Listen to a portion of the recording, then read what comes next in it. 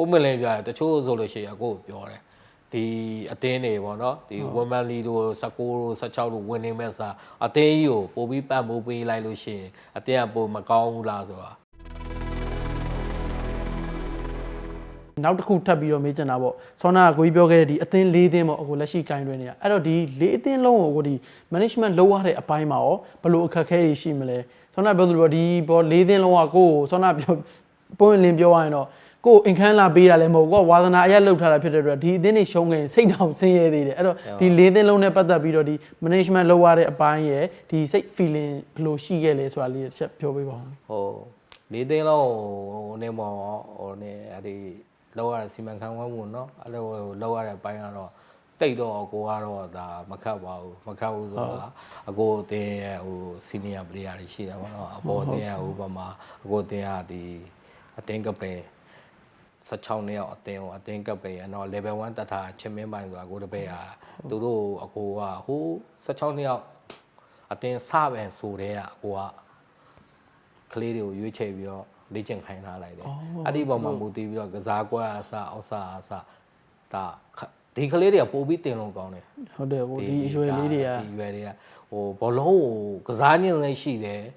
ပြောရမယ်ရိုးသားတယ်ကွာဘောလုံးရိုးသားတဲ့အတွက်မင်းဒါလို့ဆိုဒါပဲလုပ်တယ်ဟုတ်တယ်တဲ့မှာဒီလိုပုံစံလုပ်ဆိုဒီလိုပုံစံလုပ်တာအရန်ပုံစံသွင်းလို့ကောင်းတဲ့အရွယ်တွေဒီရွယ်တွေဆိုအဲ့ဒီအတွက်ဟိုကဘာလို့ဆိုခုလည်းအောင်မြင်မှုရနေတာပေါ့ဒီကောင်လေးအတင်းကဒါဟိုအဆင့်နှစ်ဆိုတာလည်းဒီအပေါ်အတင်းနဲ့နည်းနည်းလေးကွာနေ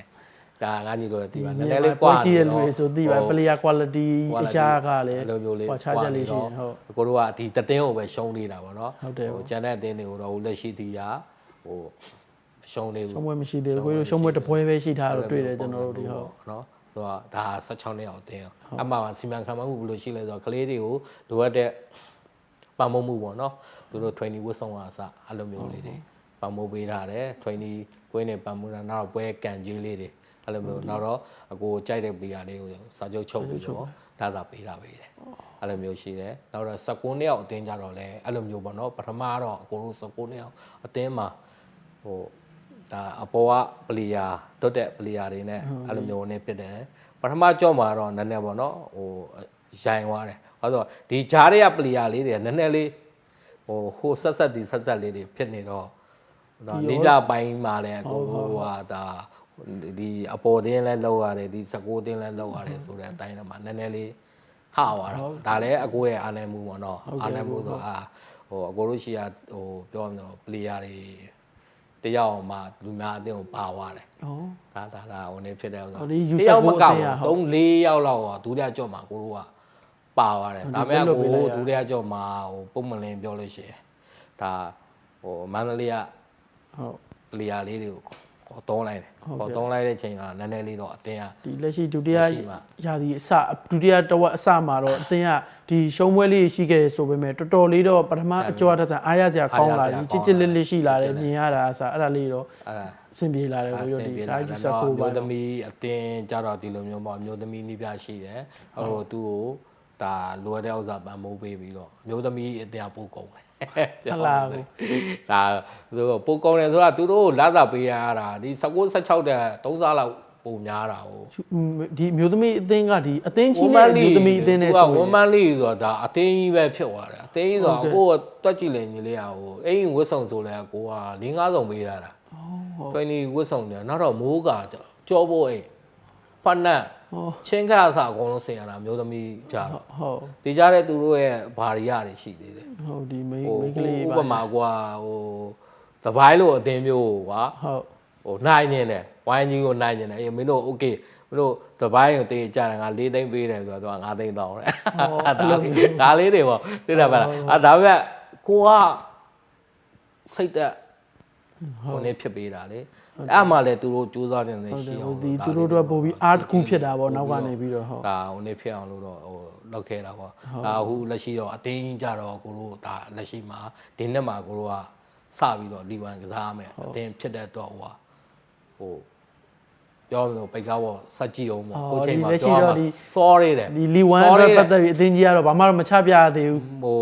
ခြားလိုက်ဟိုနေမဖြစ်သေးဘူးပေါ့ညီလေးအခုလက်ရှိမှာတော့ဒါပုံမလင်းပြောအကိုပလီယာတွေတော်တော်များများကိုကန်လန်းလာတာလေးတွေရှိတယ်နောက်တော့အကိုဒါ ဖြစ်နိုင်လို့ရှိရင်ဒါဟိုနေ့ဖြစ်မှာဟိုပြီးခဲ့တဲ့လထိုင်းသွားပြီးတော့ထိုင်းဟိုနေ့ပေါ့နော်ဟိုမိဘတယောက်နဲ့ဆက်တွေ့ထားတာရှိတယ်သူကနေပြီးတော့နီးပြဟိုနေသူ့ပလေယာ2ယောက်လောက်ခေါ်ပြီးတော့ကိုညီပေးမယ်ပေါ့နော်ကိုညာသူ့ကိုကြိုက်တော့မှဒါသာဟုတ်ဟိုဟိုနေ့ဖြစ်ဆိုတဲ့အတိုင်းလားဆိုတော့အကိုဒါလေးကိုတော့ဒါနောက်လာမှာအကိုထိုင်းကိုထပ်သွားပြီးတော့ပြောဖို့စကားပြောဖို့ရှိတယ်အတီးတော့ဘာလို့ဟိုဒါမဲ့လီရတော့အကိုတို့ကြိုင်ဆိုင်မှုပြင်းထိုင်မယ်လို့တော့ထင်တယ်အေးအဲ့ဒါဆိုရင်ကျွန်တော်ဟာပေါ့အခုဒီဂျားဖြတ်လေးတစ်ခုမေးချင်တာဒီအကိုတို့ဒီလာမဲ့လီ1မှာရောဒီအကိုတို့အသင်းမှာနိုင်ငံခြားသားပလေယာမြင်ရဖို့ရှိမလားဟိုဟိုကြိုးစားနေစေပေါ့ညီလေးဟိုခေါ်ကျင်တော့ဖြစ်နိုင်ခွင့်ကဒါအတီးအတွက်လည်းအကိုပတ်စံကြိတ်ပြီးတော့စုနေရတော့တဲ့လားမလားအဲ့လိုနိုင်ငံခြားအမှလည်းအကိုတို့အတင်ဟာဟိုလီ1မှာနေပြီးတော့လီ2မဆင်းရရအတွက်ကိုအကိုတို့ကဒါတော့ရမှာအတင်းတိုင်းကပြိုင်ဆိုင်မှုတွေကပြင်းထန်လာအများကြီးပြင်ဆင်ထားကြတဲ့အတင်းတွေမှာတည်တယ်မှာပြင်ဆင်ထားတဲ့ဩဇာဖြစ်တဲ့အတွက်ဟိုအကိုတို့ဒါကြိုးစားနေတာပေါ့ဒါဒီလီ1စားမဲ့တလာပိုင်းပေါ့နော်တလာပိုင်းကြလို့ရှိရင်တော့အကိုတို့ဒါဟုတ်ကောင်းတယ်ဒီလိုမျိုးပြင်ဆင်မှုတွေပြင်းထန်လာတဲ့အပေါ်မှာကျွန်တော်တို့ဒီပြိသက်အနေနဲ့ကျွန်တော်တို့တော့တန်တယ်လို့ခံစားရတယ်ဘာဖြစ်လို့လဲဆိုတော့ဒီအသင်းတွေအကုန်လုံးဒီကြည်လိုက်ရရင်အကျိတ်အနေကြီးပဲဘောလုံးပွဲကြည်တာကွယ်ဒီတစ်ဖက်သက်ကြီးဖြစ်တာတဲ့ဆိုင်အကျိတ်အနေကန်တာမျိုးကပြိသက်တွေအတွက်လည်းအများကြီးပို့ပြီးတော့ကြည်ရတာအဆင်ပြေတယ်အဲ့တော့ဒီအလိုအသင်းတွေအကုန်လုံးမှာဖြစ်နိုင်တော့အသင်းတိုင်းမှာနိုင်ငံခြားသားပလေယာတွေစော့နေတော့ကျွန်တော်တို့ကတော့ကြည်ရတဲ့ပြိသက်ကတော့တန်တယ်ဒါဒီဥစ္စာဖြစ်ဖို့ကလည်းအကိုတို့ကဒါပုံမှန်လည်းပြောရင်ဟိုအတင်းတိုင်းကဟိုစီဝိုင်းတောင်းမှဟုတ်တယ်ကိုဒီအဲ့ဒါကြောင့်ပြန်တော့ပြန်ကြည့်တယ်စီဝိုင်းပဲရောက်ပြောပြတာလေဘာသာဟုတ်ဆိုအကိုဒီနေ့ဆိုလို့ရှိရင်အကိုဘတ်ဂျက်တော်တော်ကြီးကိုဒါတော်တော်ကြီးကိုနေဖြစ်တာပေါ့နော်ပုံမှန်လည်းပြောရင်တချို့ဆိုလို့ရှိရင်အကိုပြောတယ်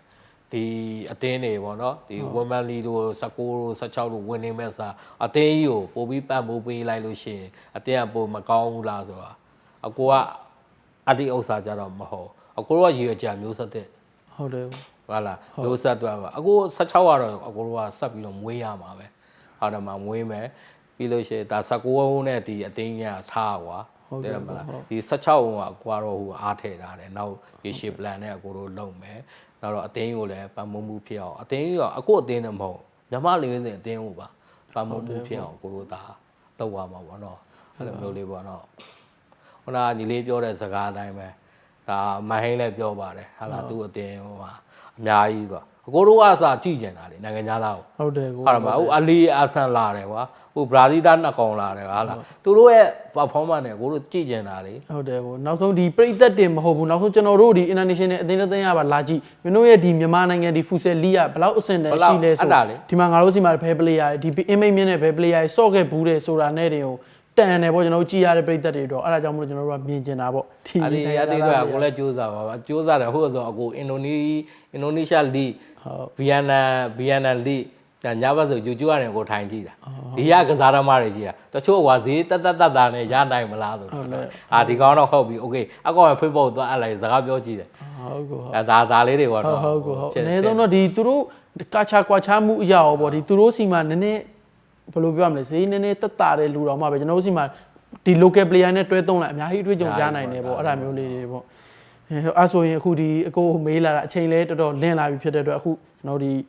နှုတ်ဆက်ရမယ့်အချိန်လေးရောက်လာပြီပေါ့နော်အခုဒီကျွန်တော်တို့ဒီ Rangoon Sport Room Channel ကိုကြည့်ရှုနေတဲ့ပရိသတ်တွေအတွက်ကိုကြီးဒီနှုတ်ဆက်စကားလေးပြောပြပါဦးအားလုံးပဲဟို Rangoon Sport Channel ကိုဒါဟိုကျေးဇူးအများကြီးတင်ပါတယ်ဗောနော်ဒီလိုမျိုးလဲအောင်နဲ့ဒီလို topic တွေအများနောက်တဲ့လူတွေအများအောင်နေဖြစ်လို့ရှိရင်ကျွန်တော်တို့ဟိုဒါဖူဆယ်လောကပို့ပြီးတော့ဆင်တန်းမြင်လာမယ်လို့လည်းထင်ပါတယ်ဟိုဒီလိုမျိုးခေါ်ယူပြီးတော့ဟိုမေးမြန်းပေးခဲ့တဲ့အတွက်လည်းအများကြီးကျေးဇူးပါနောက်ကြုံလို့ရှိရင်လည်းထပ်ပြီးတော့စကားတွေအများကြီးပြောချင်ပါသေးတယ်ဆိုတာဒါကလည်းကျွန်တော်တို့မြန်မာဖူဆယ်ဘောလုံးလောကအတွက်ဒါပို့ပြီးတော့ကောင်းလာမဲ့အရာလေးတွေပေါ့နော်ကျွန်တော်တို့ကလည်းဒီကနေပြီးတော့ထောက်ပြမယ်ပြောဆိုမယ်အဲ့မှလည်းဒါတာဝန်ရှိတဲ့လူတွေကသူတို့တွေးမယ်ဟာလာဘယ်လိုပုံစံမျိုးတွေနောက်ထပ်ကျွန်တော်တို့လိုပဲဒီအတင်းပိုင်ရှင်တွေပေါ့နော်ဟိုအတင်းတွေအများကြီးပဲဟိုကျွန်တော်တို့အပျော်တမ်းမှာဆိုလဲအတင်းပိုင်ရှင်တွေအများကြီးဒါတွေးရပါတယ်တွေးတဲ့တော့ဝက်ကန်ကျွန်တော်တို့ကကြိုးဆိုပါတယ်ကျွန်တော်တို့ပဲကျွန်တော်တို့အပေါ်ဒါဒီဟိုပြောမယ်ဆိုအနာဂရောင်းမှနေမဟုတ်ပဲနဲ့ mainstream ပေါ့နော် mainstream ကိုကျွန်တော်တို့တက်နိုင်အောင်ကြိုးစားပါလို့ဘာလို့ကိုမျိုးနဲ့ကိုတိုင်းနဲ့ပြည်နယ်ကကလေးတွေကို ညီမလေဟိုလေရွေးစင်မှာမြင်နေတယ်ဆိုလို့ရှိရင်တော့ကျွန်တော်တို့အပျော်တမ်းမှာတင်ဟိုပျော်နေလို့မရပါဘူးဒါဟာဝင်နေဖြစ်တာကျွန်တော်တို့တဆင်ပြီးတတ်နိုင်အောင်ကိုယ်တိုင်ကလည်းဒီကာတစ်ပွဲထမ်းတင်ပေးတာပခုံးထမ်းပေးပါလို့